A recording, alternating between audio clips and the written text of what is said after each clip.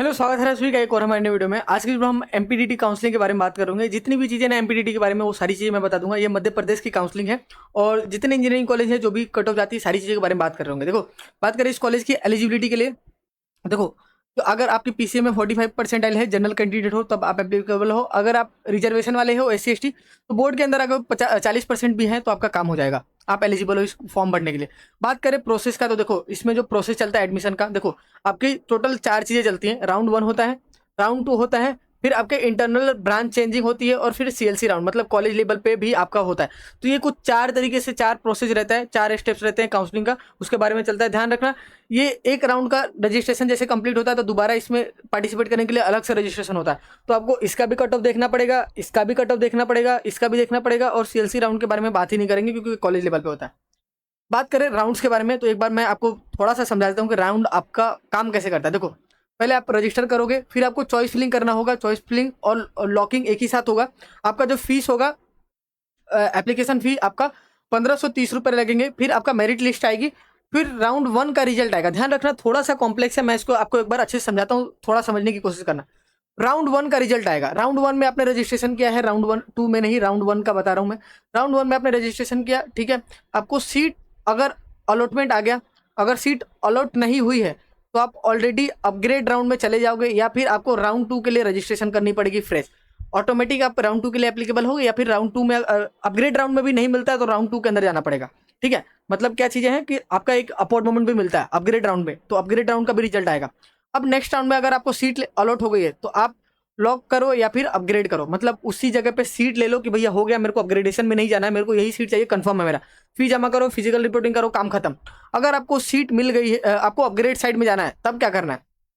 अगर लॉक करना है देन आप फिजिकल रिपोर्टिंग कराओ, और इंटरनल स्लाइडिंग में अगर आपको बैठना है, इंटरनल ब्रांच चेंजिंग में, देन आप बैठ सकते हो। अगर आप अपग्रेड के साइड में जा रहे हो तो अपग्रेड के रिजल्ट के लिए वेट करो, अपग्रेड कर लो, ठीक है। आपको फीस वगैरह जमा कराने के लिए आपको अपग्रेड करना पड़ेगा। जब भी आपका अपग्रेड राउंड का रिजल्ट आएगा, अगर आपको सीट मिल गई है देन आप लॉक करो। अगर आपको सेकंड राउंड के अंदर नहीं जाना है, तो अगर आपको सेकंड राउंड के अंदर जाना है देन आप रिपोर्ट मत करो, आपको इस राउंड से एडमिशन विड्रॉ करनी पड़ेगी, देन आप सेकंड राउंड में बैठ सकते हो। अदरवाइज यहाँ पे आप फिजिकल रिपोर्टिंग करवा के अपनी ब्रांच लॉक करवा सकते हो।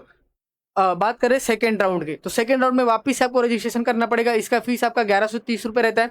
ध्यान रखना, इसमें अपग्रेड राउंड में सबसे लो कट ऑफ जाता है पहले राउंड के अपग्रेड में। उसके बाद चॉइस फिलिंग करो, नया चॉइस फिलिंग करना पड़ेगा, रिजल्ट आएगा। सीट अगर आपको अलॉट हो गई देन आप फिजिकल रिपोर्टिंग कराओ, इंटरनल स्लाइडिंग में जाओ। अगर सीट अलॉट नहीं हुई देन आपके पास एक ही ऑप्शन है, आप कॉलेज लेवल पे आपको एडमिशन कराना पड़ेगा।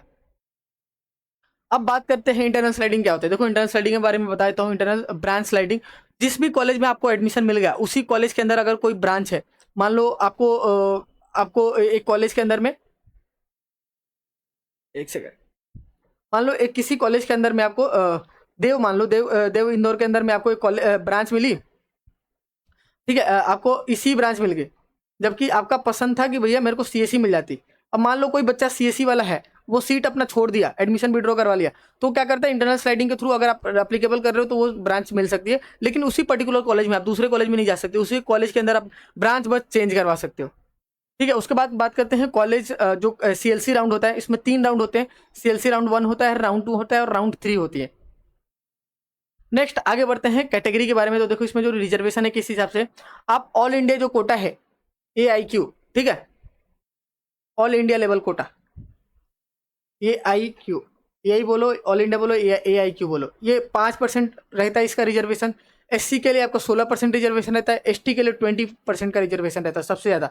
OBC के लिए आपका 14% रिजर्वेशन रहता है, EWS के लिए 10% रहता है, TFWS के लिए आपका 5% रहता है जिनका लेस देन 8 लाख इनकम है फैमिली का। बात करें कुछ टॉप कॉलेजेस की, तो कुछ टॉप कॉलेज आपकी बात करें गवर्नमेंट में, SGSITS इंदौर, देखो ये जो कॉलेज है बहुत टॉप लेवल का है, सबसे टॉप पे रहता है। और ये जो होता है जोसा के थ्रू भी इसकी काउंसलिंग होती है, ठीक है। जोसा सीसेप की काउंसलिंग में भी ये कॉलेज पार्टिसिपेट करता है, क्योंकि ये जो कॉलेज है मतलब कि दोनों साइड से लेता है, MPDT से भी लेता है और जोसा से भी लेता है।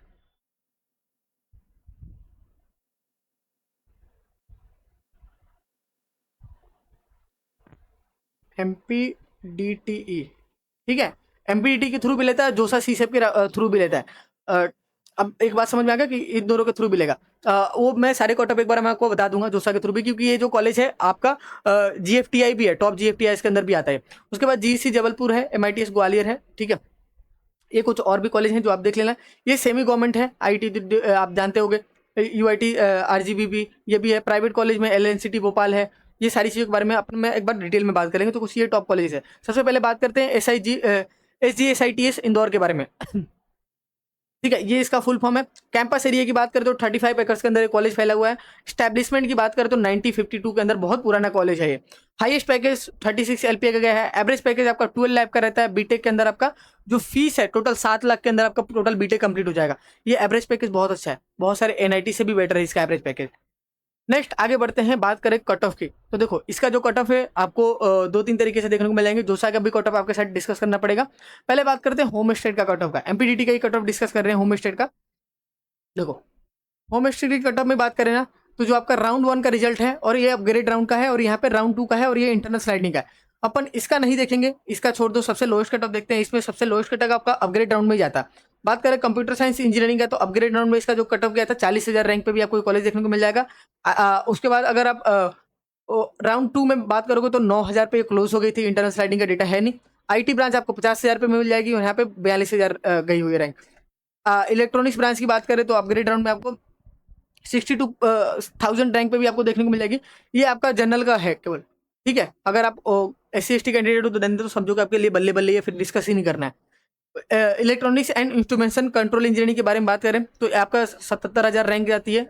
और आइए आपका 70,000 रैंक पे भी आपको देखने को मिल जाएगी राउंड 2 के अंदर में। इंटरनल स्लाइडिंग में आपका 80,000 रैंक पे भी ये ब्रांचेज आपको देखने को मिल सकती है। बात करें इलेक्ट्रिकल इंजीनियरिंग, तो आपका राउंड 1 के अंदर आपका 86,000 गया है। मैकेनिकल के अंदर 1,04,000 गया है। और सिविल इंजीनियरिंग के अंदर 1,29,000। इंडस्ट्रियल प्रोडक्शन के अंदर 1,84,000।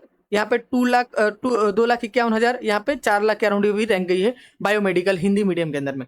अगर आप हिंदी मीडियम बायोमेडिकल से करते हो तो आपका 4 लाख रैंक पे भी एक कॉलेज देखने को मिल जाएगी अपग्रेड राउंड के अंदर। और ये आपका राउंड 2 का कट ऑफ है, ये भी आप देख सकते हो। ये इंटरनल स्लाइडिंग का कट ऑफ है, मैंने आपको डाल दिया, एक बार देख लेना।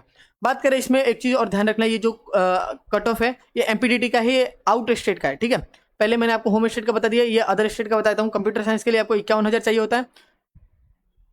एक सेकेंड, हाँ ठीक है, कंप्यूटर साइंस के लिए 51,000 पे भी ये कॉलेज आपको देखने को मिल सकती है।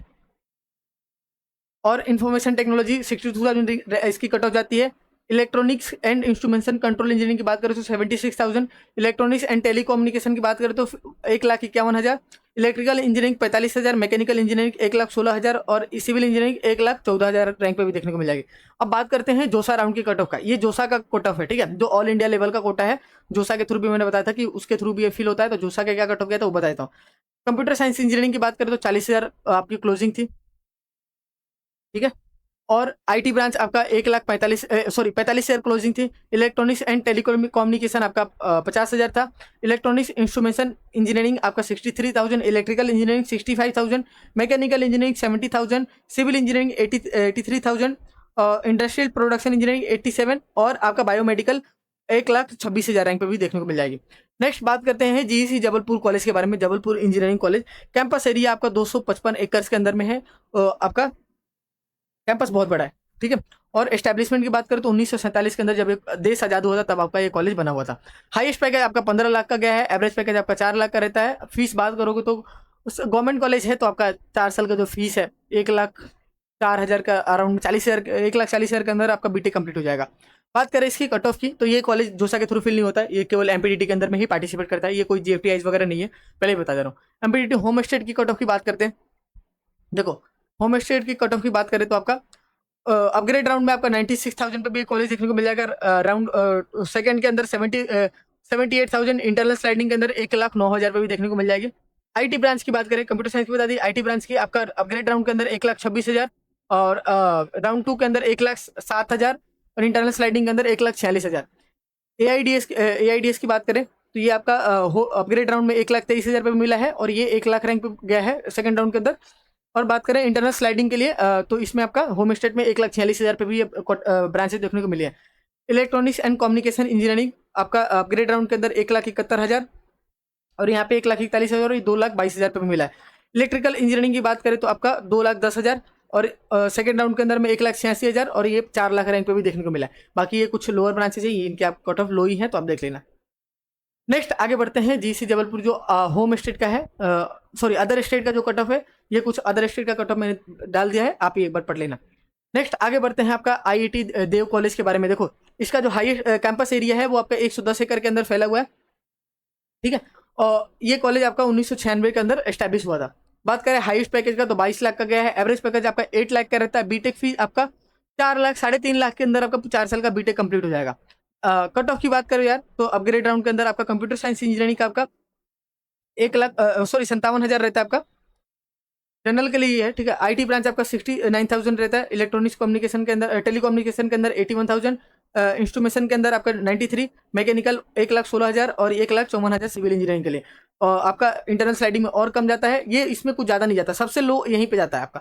तो अगर यहाँ पे आपको कुछ कॉलेज मिल रहा है तो डेफिनेटली पकड़ लो, उसको छोड़ो मत। या फिर आप उसके बाद ये यहाँ से मिल ही गया, उसके बाद इंटरनल स्लाइडिंग में और कम हो जाएगा। नेक्स्ट आपका बात करते हैं आईटी देव का, ये अदर स्टेट का कट ऑफ है, ये भी देख लेना। नेक्स्ट आपका बात करते हैं MITS ग्वालियर, ठीक है। तो आपका इसका 74,000 एकर्स के अंदर में स्टैब्लिशमेंट की बात करें तो 1957 के अंदर एक कॉलेज एस्टैब्लिश हुआ था। हाईएस्ट पैकेज इसका 40 लाख का गया है। एवरेज पैकेज आपका 5 लाख का रहता है। बीटेक बात करें तो 6 लाख के अंदर आपका बीटेक कंप्लीट हो जाएगा। बात करें इस कॉलेज का कट ऑफ की तो देखो कट ऑफ इसका अपग्रेड राउंड में कंप्यूटर साइंस के लिए 81,000 रैंक रहती है। होम स्टेट के लिए बात करोगे राउंड 2 के अंदर तो 1,03,000 पे भी, इंटरनल स्लाइडिंग आपका 98,000।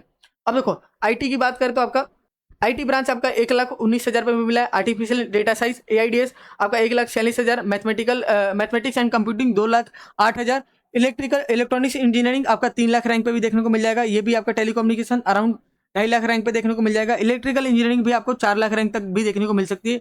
ये आपका 14 लाख रैंक गया है, ये 14 लाख गया, ये 14 लाख गया, ठीक है।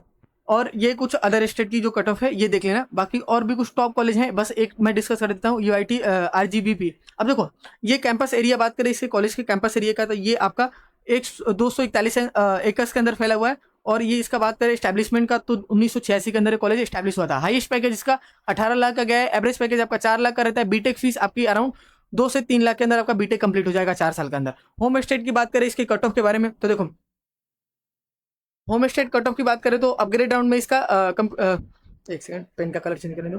हाँ बात करें कंप्यूटर साइंस इंजीनियरिंग के लिए तो 1,07,000 रैंक चाहिए होता है। इन्फॉर्मेशन के लिए 1,30,000, इलेक्ट्रॉनिक्स कम्युनिकेशन के लिए 1,74,000 और बाकी इनके देख लेना।